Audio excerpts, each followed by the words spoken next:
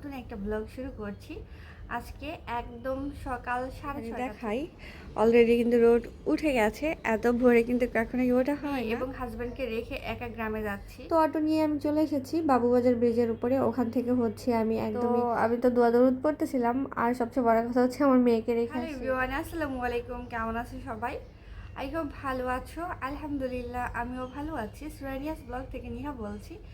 সবাইকে স্বাগতম জানিয়ে আর নতুন একটা ব্লগ শুরু করছি। আজকে একদম সকাল 6:30 থেকে। আজকের ব্লগটা অনেক বেশি স্পেশাল হবে। সো কেন স্পেশাল হবে সেটা জানতে হলে কিন্তু আমার সঙ্গে থাকতে হবে। প্রথমবারের মতো মেয়ে এবং হাজব্যান্ডকে রেখে একা গ্রামে যাচ্ছি।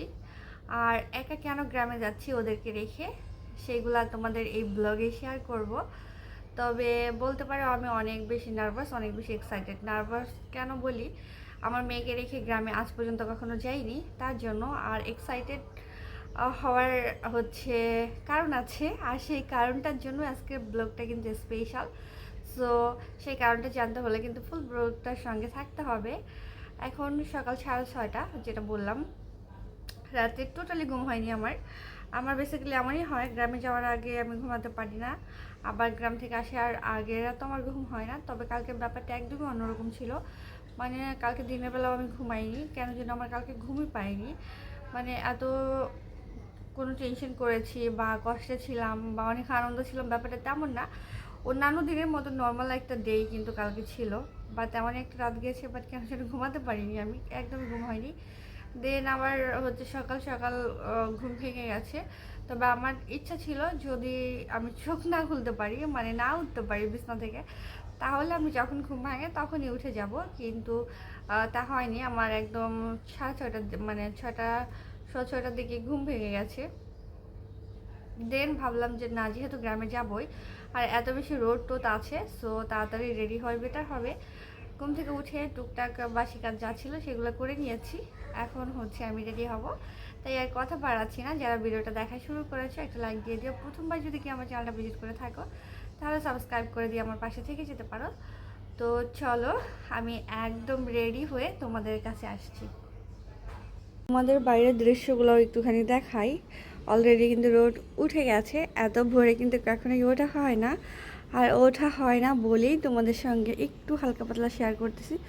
যদিও খুব একটা বাতাস কিন্তু আজকে নেই, তবে মৃদু হাওয়া দিচ্ছে আর সেটা কিন্তু বেশ ভালোই লাগছে। একটু পর পরেই হালকা একটা বাতাস আসতেছে, তবে এই ফিলটা নেওয়ার মতো সময় আমার কাছে নেই। আমি এখন হচ্ছে রেডি হয়ে যাব। চলে আসলাম রেডি হয়ে, এখন হচ্ছে বেরোবো। এত গরম লাগতেছে এত সকালবেলা, তারপরে গরমে হচ্ছে নিঃশ্বাস নেওয়া যাচ্ছে না। তো আমি হচ্ছে আজকে 3 পিস পরে যাব গ্রামে। বোরকা পরবো না, কারণ হচ্ছে আমার যেহেতু হাইপারটেনশনের প্রবলেম আছে, আমি বেশি কোনো হিজাব ক্যারি করতে পারি না। আর বোরকার সঙ্গে হিজাব সুন্দর করে না বাঁধলে আমার ভালো লাগে না। দ্বিতীয়ত হচ্ছে প্রচণ্ড রকমের গরম। আসলে মানে যাব আসবো সঙ্গে সঙ্গে কেন যেন, মানে কি বলবো, কেন যেন ভয় লাগতেছে আমার গরমে। যাই হোক, এই জন্য ড্রেস পরেছি, একদম সুন্দর করে মাথায় কাপড় টাপড় দিয়ে প্যাঁচিয়ে চলে যাবো। বেরোবো এখন, আর কথা না বাড়ি, কারণ রোদ উঠে যাচ্ছে, অনেক বেশি গরম। আমার চেহারা দেখে বুঝতে পারতেছো যে আমি কি পরিমাণ ঘামতেছি। কারণ আমি জানি যাবো আসবো সারাটা দিন আমার অনেক জানির মধ্যে থাকতে হবে, ধুলা বালির একটা ব্যাপার আছে। আর আমাদের ওই সাইডে যেহেতু রাস্তা কাজ চলতেছে, পুরো একদম বুথ হয়ে যাবো ধুলায়। তো ওটার জন্য একদম হালকা পাতলা রেডি হয়েছি। আর এভাবে হচ্ছে এখন আমি বেরাবো।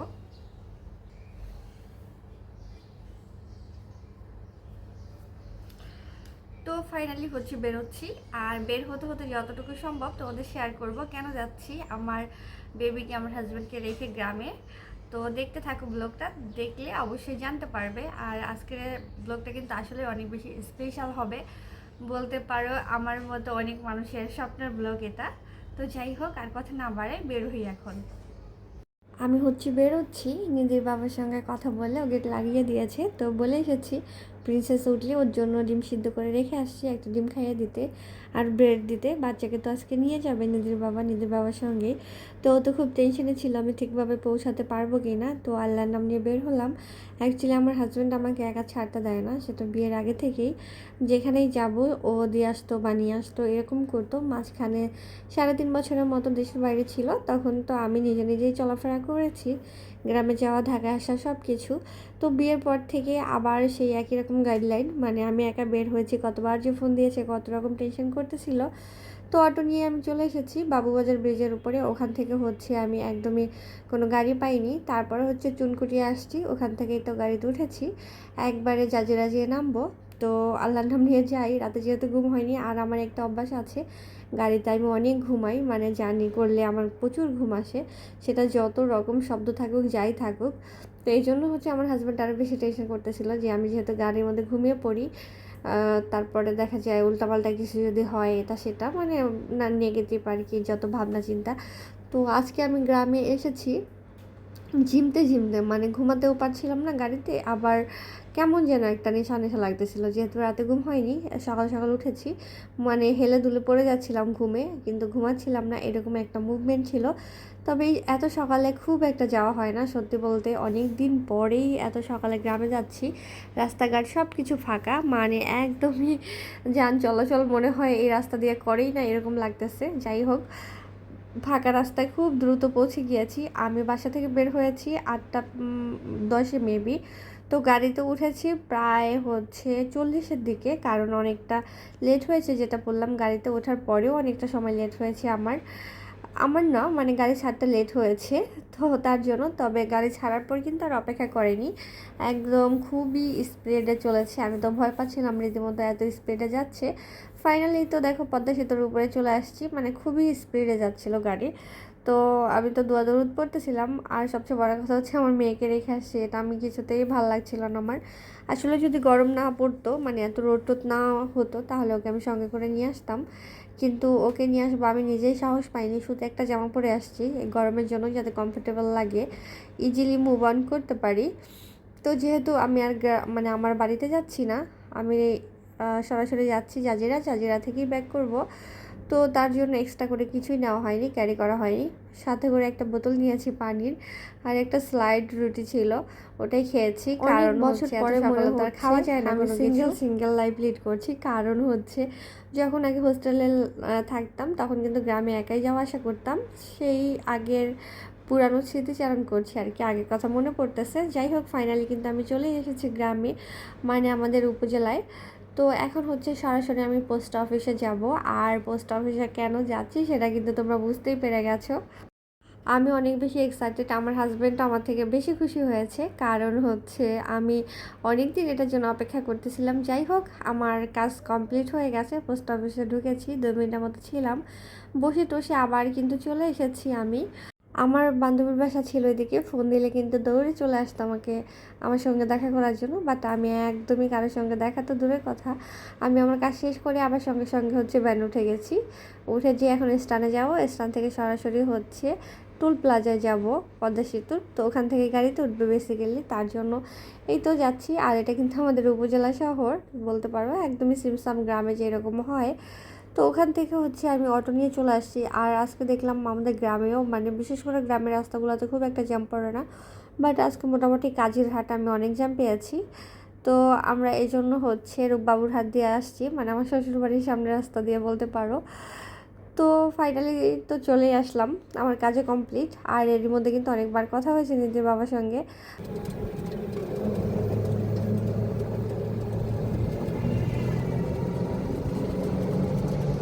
এই হচ্ছে আমার বাসার অবস্থা দেখো। নিদি কিন্তু নিয়ে গেছে ওর বাবা, ডিমটাও পুরো খাওয়াইনি আমার বাচ্চাকে। একটা ডিমের অর্ধেকটা তো রয়েছে, তারপরে বাকি অর্ধেকটারও একটুখানি রয়েছে, মানে আমার বাচ্চাটা কি খেয়েছে তাহলে, একটা ডিমের 3 ভাগের 1 ভাগ মাত্র খেয়েছে।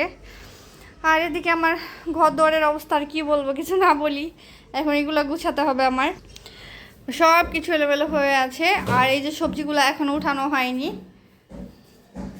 বেডরুমের কি অবস্থা দেখি একটু, এই যে এটা হচ্ছে বেডরুমের অবস্থা। বাবা মেয়ে তো চলে গেছে, এখানে সাজুগুজু করে নিয়ে গেছে মেয়েকে, দেখো ক্লিপ টিলিপ সব কিছু খাটের মধ্যে সরাই ছিটায় রেখে গেছে। এই হচ্ছে আমার হাজব্যান্ডের গুছানো অবস্থা।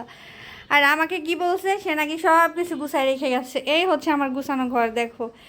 এখন যাই হোক, মাত্র ঢুকছি, মুখে একটু পানি দিয়ে দেন হচ্ছে তোমাদের সঙ্গে কথা বলি, তারপরে হচ্ছে এগুলা গুছিয়ে নিব সব কিছু।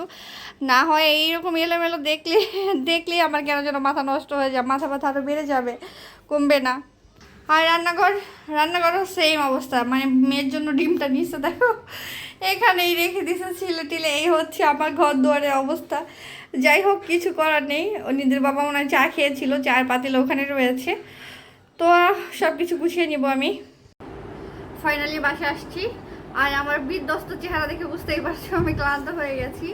আমি 8টা বাজে বাসা থেকে বের হয়েছি। আমার ইচ্ছা ছিলাম 12টার মধ্যে আবার বাসায় থাকবো, কারণ আমার যেহেতু অল্প একটু কাজ, শুধু যাবো আর আসবো। সো তেমন তো দেরি হওয়ার কথা না, পোস্ট অফিসে যাব, ওখান থেকে আমি চিঠিটা নিব, আবার ঢাকা ব্যাক করব। আমি আমার বাড়িতেও বলিনি, আমার শ্বশুরবাড়ি আমার বাড়ি কেউ জানে না আমি গ্রামে গিয়েছি। আমি তো আমার কাজে গেছি। তো 8টা বাজে বাসা থেকে বের হওয়ার পরেও আমার হচ্ছে বাবু বাজার যে অনেকটা লেট হয়েছে, কারণ ওখান থেকে গাড়ি পাচ্ছিলাম না। দেন হচ্ছে আসার সময়ও মানে সব কিছু মিলিয়ে এখন হচ্ছে বাজে 1টা+। আমার মানে 12টার আগে আমি বাসায় আসতে পারতাম। আমার গুলিস্তান অনেক লেট হয়েছে, গুলিস্তান বলতেছে সরি, বাবুবাজার আসার সময় এক জায়গায় 35 মিনিট বসে রয়েছি। মানে আমার একটা অবস্থা, গরমে অস্থির হয়ে গেছে, এত গরম লাগতেছে। গ্রাম থেকে ঢাকায় ঢুকতে যতটুকু সময় লাগে তার থেকে ডাবল সময় লাগে আমার এই বাড়ির পাশ থেকে আমার বাসায় ঢুকতে। মানে এই অবস্থা, এত বেশি জ্যাম থাকে। আর মিটফুটের ওই রাস্তাগুলোতে তো দিনের বেলা চলাই যায় না, মানে মানুষই হাঁটতে পারে না গাড়ির জন্য। সেইখানে আমার রিক্সা নিয়ে কীভাবে আসবো, লেট হয়ে গেছে। আমার ইচ্ছা ছিল প্রিন্সেসকে নিয়ে একবারে বাসায় ঢুকবো। তো ওর বাবা আবার ফোন দিয়ে বলতেছে তুমি বাসায় চলে যাও, আমি বাবুকে হচ্ছে দিয়ে যাবো একটু পরে, তোমার আর আসতে হবে না। তো এই জন্য হচ্ছে আমি আবার রিক্সা ঘুরে নিয়ে আসছি। আমার রিক্সা আজিমপুর পর্যন্ত চলে গেছে। তারপর আবার হচ্ছে আমি বলি ঠিক আছে মামা আপনি লালবাগে চলেন। দিনে তো আসলাম, এসে হচ্ছে বসলাম, মুখে একটু পানি দিলাম। এখন হচ্ছে একটু ঠান্ডা হবো। আমার উপরে কিন্তু ফ্যান চলতেছে, ফ্যানের শব্দ হতে পারে। তো পরে আর কথা বলা হবে না, সত্যি কথা যেটা, এত বেশি ক্লান্ত হয়ে গেছি, ভাবলাম রেস্ট করতে করতে তোমাদের সঙ্গে একটু কথা বলে ভিডিওটা কমপ্লিট করে ফেলি। তো গ্রামের বাবুকে রেখে গেছি, আমার এত বেশি মন খারাপ হচ্ছিল। এই প্রথম আমার মেয়েকে রেখে আমি গেছি, তার উপরে কেউ জানেই না আমি দেশে গেছি। আব্বু শুনলেও দেখা যায় কষ্ট পাবে, মা শুনলে বলবে হ্যাঁ গ্রামে আইসো, দেখা করে গেলা না, তুমি জাজিরা থেকেই চলে গেলা, অনেক রকম কথা বলবে। বাট আমি কারোই বলিনি যে পরে জানো সমস্যা নেই, বাট আমি আমার বাচ্চাকে রেখে গেছি, আমি কারোর সঙ্গে দেখা করবো না। আমার তো জাস্ট পোস্ট অফিসে 2 মিনিটের কাজ ছিল, গেলাম, বসতে দিল, বসলাম, দেন চিঠিটা দিল, তো আইসা পড়ছি। আমি আর অপেক্ষাই করিনি, 1 মিনিট সময় অপচয় করিনি, কারণ আমি গ্রামে গেছি কিন্তু আমার মনটা কিন্তু বাসায় পড়ে আছে যাওয়ার প্রিন্সেসের জন্য। অ্যাকচুয়ালি যাওয়ার ইচ্ছা ছিল না, যেহেতু কালকে হচ্ছে শুক্রবার, তারপরে হচ্ছে শনিবার, 2 দিন পর পর বন্ধ থাকবে পোস্ট অফিস। দেন হচ্ছে আমি চাইলে কাউকে দিয়ে এনে রেখে দিতে পারতাম, নিজের বাবা বললো ফ্রেন্ডরা যে কেউ এনে দিত। কিন্তু প্রশ্ন হচ্ছে এনে তো ওরা ওদের কাছে রাখতো, সেই গ্রামে কিন্তু আমাদের যেতেই হতো আনার জন্য, হয় নিজের বাবার না হয় আমার। আর ও হচ্ছে যেতে পারতো, মঙ্গলবার ছাড়া যেতে পারবে না। সো দেখা যায় মঙ্গলবার দিনও ওর এক্সট্রা অনেক কাজ থাকে, নাও যেতে পারে, সময় নাও পেতে পারে। সব কিছু মিলিয়ে যে ঠিক আছে নিজের কাজ নিজে করাই ভালো, আবার একজনকে প্রেশানি করবো, প্যারা দিব যে যাও পোস্ট অফিসে আমার জিনিসটা নিয়ে আসো, এনেছো কি না, কখন গেছো। তো এইগুলো আমার মনে হয় এক্সট্রা প্যারা, বেহুদা প্যারা। তার থেকে নিজের কাজটা নিজেই করে ফেললাম, তো আমার সময়টাও বাঁচলো। আর হচ্ছে কাউকে প্যারাও দিতে হলো না। বাই দ্য ওয়ে তোমাদের হচ্ছে দেখানো হয়নি আর দেখাচ্ছি না, এখন এনেই হচ্ছে আমি বিছানার নিচে রেখে দিছি যাতে ঠিক থাকে। তার জন্য আসার সময় হচ্ছে আমার পছন্দের একটা জিনিস নিয়ে আসছি। আমার অনেক দিন ধরে না কাহনের চাল, আমাদের গ্রামে এটাকে কাহনের চাল বলে, এটার হচ্ছে পায়েস খেতে মন চাচ্ছিল। যাও রান্না করে এটা দিয়ে পায়েস করে, ছোটোবেলা অনেক খেয়েছি বাড়িতে। তো আসার সময় হচ্ছে আমি হাফ কেজি কিনে নিয়ে আসছি। ওইদিকে আমাদের ওখানে গাড়িতে ওঠার সময় বিক্রি করে কালো জিরা, তারপরে হচ্ছে তিল, সরিষা, তারপরে বিভিন্ন রকমের আইটেম। তো ওখানে এটা ছিল, একবার ভাবলাম 1 কেজি নিয়ে যাই, পরে আবার ভাবলাম কি শখে তো লাশি টাকা, একটা কথা আছে না, একবার খেতে মন চেয়েছে, তারপরে দেখা যায় খাওয়া হবে না, নষ্ট হবে। যদি খাই তখন আবার কাউকে দিয়ে আনিয়ে নিব। তো গ্রামের জিনিসগুলো অথেন্টিক হয়, তাই এটাকে নিয়ে আসছি আমি হাফ কেজি। আর হাফ কেজি আমার থেকে 80 টাকা নিয়েছে, বেশি নিয়েছে কিনা জানি না। আর আমার প্রিন্সেসের জন্য কিছু নিয়ে আসিনি বলতে আমি সেই সময়টাই পাইনি। আমি শুধু গাড়ির উপরে গাড়ি চেঞ্জ করছি আর গাড়িতে উঠছি, আমার বোন তো বাসায় পড়ে আছে। যাই হোক, আজান দিয়ে দিচ্ছে অলরেডি। এখন হচ্ছে গত অর্ডার একটু গুছাবো টুকটাক, আমার হাজব্যান্ড আসতেছে, একসঙ্গে খাবো। রান্নাবান্না করেই আছে সব, জাস্ট একটু ভাতটা বসাই দিব, ভাতটা বসাই দিয়ে আমি গোসল টোসল করবো। যেহেতু হেল্পিং হ্যান্ড নাই বুঝতেই পারছো, আবার উপর দিয়ে কি বড় সড়ো একটা ঝড় যাবে, বাট স্টিল নাও আমার এখন কিচ্ছু করতে মন যাচ্ছে না, মন চাইতেছে আমি টান টান হয়ে কিছু শুয়ে থাকি। আচ্ছা যাই হোক, অনেক কথা বললাম, তো আজকে ভিডিওটা এখানে শেষ করছি। আর তোমাদের নেক্সট ব্লগে অবশ্যই দেখিয়ে দিব আমি কিভাবে এটা পেলাম, কিভাবে কি হলো, বিস্তারিত সব কিছু তোমরা জানতে পারবে। আজকে এ পর্যন্তই, সবাই ভালো থেকো, সুস্থ থেকো, আল্লাহ হাফিজ সবাইকে।